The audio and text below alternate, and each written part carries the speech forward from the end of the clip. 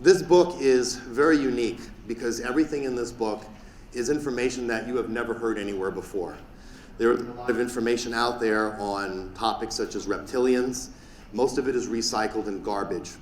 The work of David Icke, I have to give him some credit for bringing the notion of shape-shifting reptilians into the forefront of consciousness. When I turn on The Simpsons or Family Guy or American Dad and they have some shape-shifting reptilian, you have to smile and thank David Icke for that. However, David Icke got a lot of things wrong.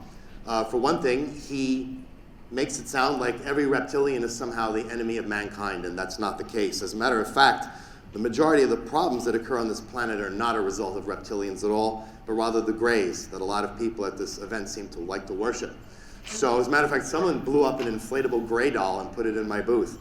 I wasn't sure what to do with that, but so again, this book has been published because the time for secret societies is over. Time is really short, and people need to know the truth about what's going on, the truth about what's happening today, and the truth about their origins. Where did they come from? What are all these extraterrestrial groups? What do they want? How do they interrelate with each other? There's a lot of information out there. A lot of it is also disinformation. And we need to know this stuff now because time is short. Why is that? Well, the Nebu Greys are ready to take this planet for themselves. And they intend to do that by wiping out 90% of the population of the planet.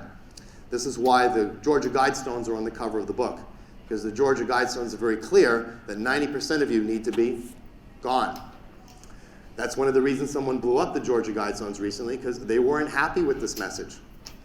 Now, once they reduce the population by 90%, they intend to genetically hybridize the survivors to suit their purposes, and we'll get into what that is later.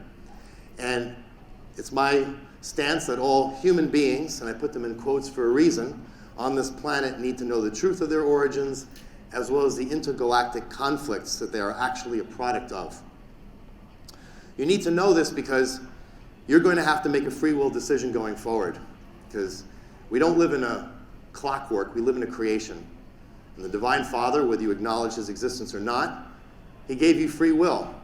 And every decision you make has consequences. For example, I was speaking with someone the other day who was a member of the Freemasons.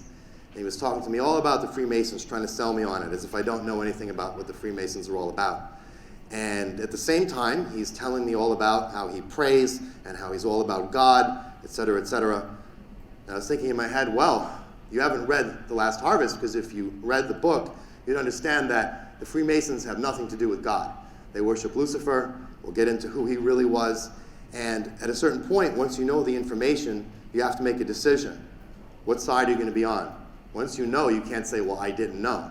And that's one of the reasons this book was published, so that people can actually make a decision.